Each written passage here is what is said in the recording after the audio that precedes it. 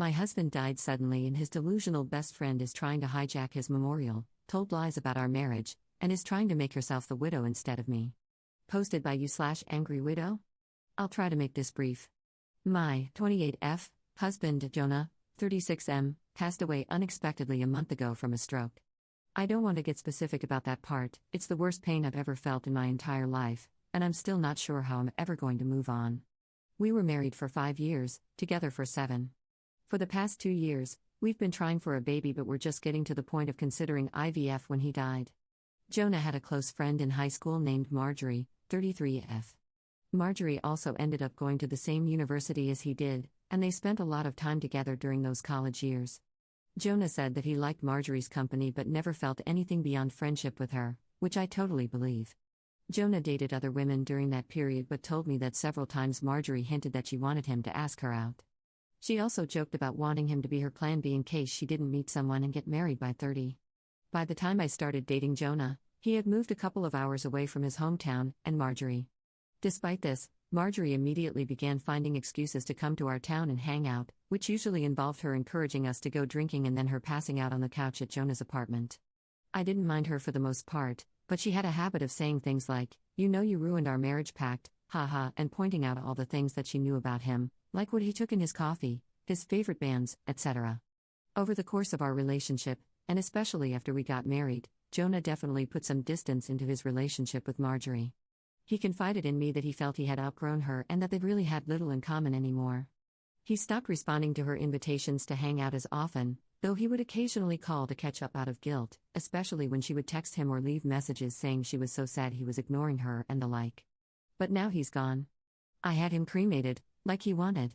We haven't done the memorial service yet. It was too hard for me to even imagine the first couple of weeks, and I also wanted to give time for some out-of-state people to make travel plans. The memorial is this weekend.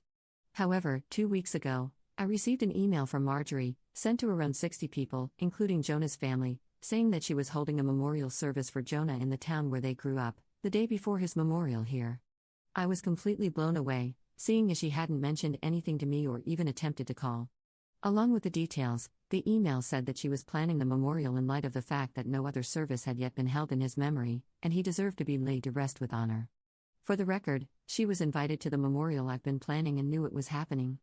I called her, of course, and told her that while I appreciated her willingness to help with Jonah's goodbye, I was already planning a service for him that would involve all of his family and friends.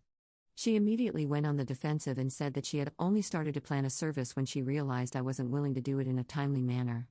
I told her that the timing wasn't her choice to make, but that if she wanted to have a memorial of some kind, to please just add on the invitation that his official memorial was going to be held this weekend. She said fine. I sent a message to all of Jonah's invited friends and family to make sure they knew the real service with both of our families was going to be here, and then just washed my hands of the whole thing. This week, I received a message on Facebook from Jonah's cousin, saying that Marjorie, who has apparently blocked me on Facebook, created an event for Jonah's official memorial service, her memorial, and invited everyone she possibly could. I've been getting blown up with emails asking which day the memorial is and where. I'm honestly furious. I don't have the emotional energy to deal with this. I ended up putting a post up on my wall, reiterating the date of his service here and asking people to please share it. Thankfully, I think the older members of the family don't use Facebook or email very often, so most of them haven't been confused, but a lot of people now think that Marjorie's service is the real one. I called Marjorie again, asking her to add an addendum to her event saying that his actual memorial was going to be here. She told me that Jonah would have wanted it this way and that if I couldn't appreciate her efforts, I wasn't invited to say goodbye to Jonah. I told her that was fine, seeing as I'd already said goodbye to Jonah when I held him as he died. She hung up. Apparently, she's now spreading information to her mutual friends with Jonah, saying that he was planning on leaving me because I wasn't able to conceive. She also said that we had approached her to carry a baby for us, all absolute lies. His cousin sent me a screenshot of a text where she said that Jonah always thought we would have the cutest baby together and that Op doesn't understand how much he wants children. I'm at a loss as to what to do. I don't care what she says about me, but she's now tarnishing my husband's memory, especially by saying that he wanted a divorce. Jonah would never have left me, and anyone who knows him at all knows that we were committed to each other above all else. I need to figure out how to tell this woman to FCK off without encouraging her to spread more lies. And I also want to just forget the whole thing and crawl in bed and never get up again. Help me, please. Top/relevant comments. Commenter. I'm so sorry for your loss. I can't imagine the pain you must be in right now. Marjorie sounds completely insane and malicious. If I were in your shoes, I'd be very tempted to go scorched earth on her, but that wouldn't be the most constructive approach here. So here's what I'd do instead. Send an email to all of the guests you've invited to attend the actual memorial service stating, just to reiterate, the service will be held at X location on Y date.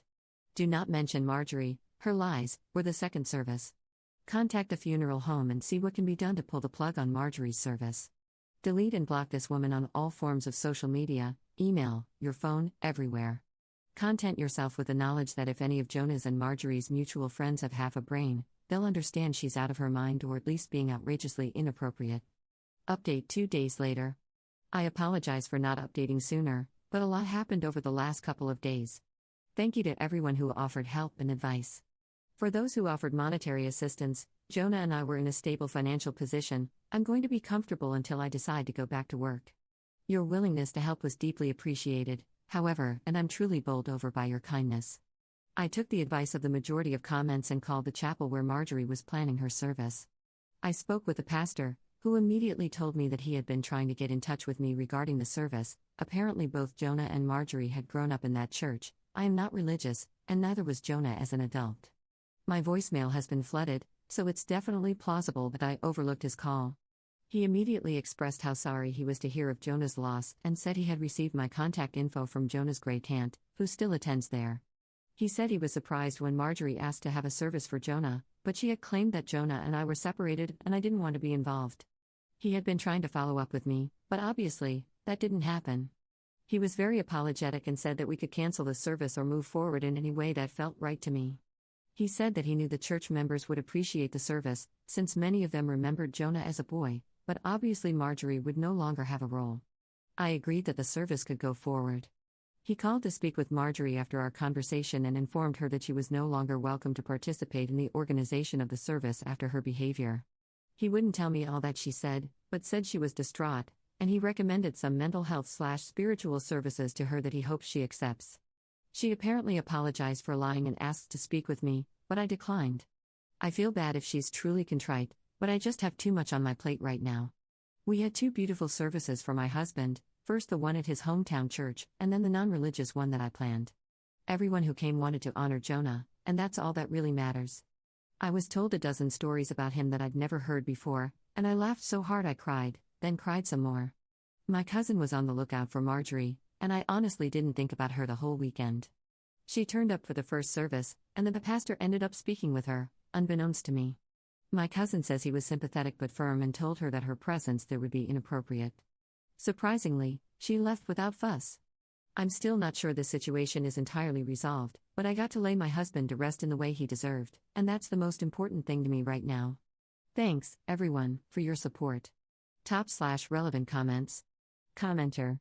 I'm glad the pastor is such an awesome, compassionate person, and that you were able to memorialize your husband with people who cared about him. Ops response. I definitely expressed my heartfelt appreciation to him.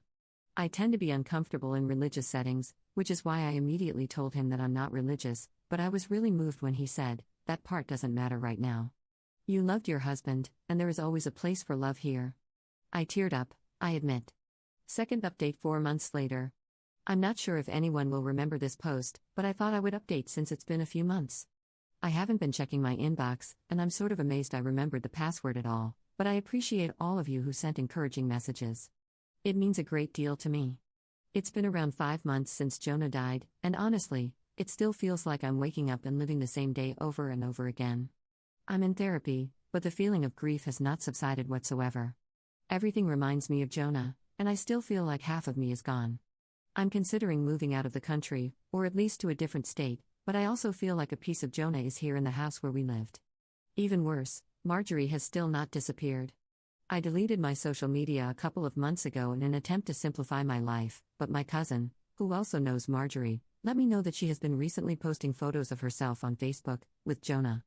Some were from several years ago, but she was saying things like, "I still miss my man every day and I can't wait until Jonah's baby arrives." She is apparently pregnant and claiming that the baby is my husband's. She has also photoshopped his face onto several photos, some on another shirtless male posing semi-suggestively with her. The photoshopping is pretty good, but it's obviously not my husband's body.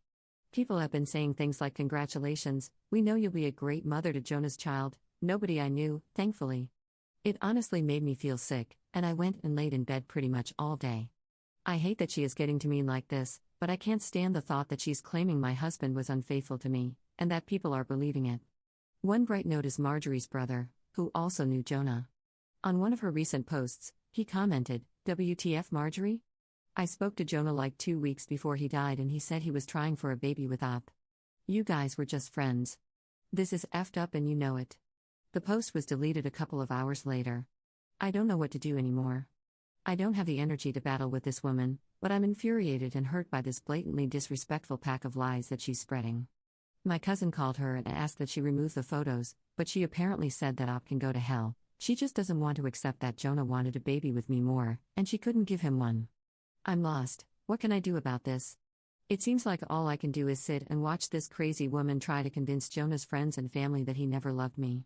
/relevant comments. Commenter. This is what you should remember when her delusions get to you, even her own family knows she is crazy.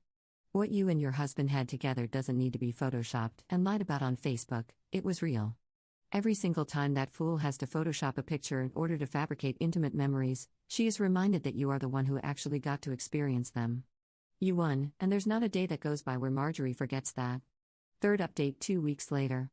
A lot has happened since my last update. Hopefully, this will be the end of the story. Marjorie's brother became very concerned after speaking to me and apparently questioned Marjorie extensively about her behavior. She continued to claim that she was pregnant with Jonah's baby and that they had had a lengthy affair, but the details didn't add up. The brother knew Jonah pretty well and was generally aware of his work schedule, etc. She said they were meeting at a hotel at lunchtime 3 days a week, but he knew that Jonah came home for lunch with me every day. Stuff like that. He went home late that night to sleep on it. After he went home, Marjorie came over to see me at 3 a.m. She started screaming at me to come outside, saying that I had ruined her relationship with Jonah and how happy they were before me, etc. I called the police and her brother, who both arrived around the same time. She pushed the police officer who tried to ask her what was going on and was immediately arrested. I felt bad for her brother, but he just apologized to me repeatedly. Marjorie yelled expletives and tried to demand special treatment because the police were apparently hurting her baby by keeping her in the car. I gave a statement, and they left. Not exactly sure what happened after, but her brother says she is now under psychiatric evaluation and is apparently struggling with a mental disorder that he wouldn't name. She has apparently not taken her meds in 2 years. I didn't ask for details, but it seems she is going to get some help. I'm not pressing any sort of charges.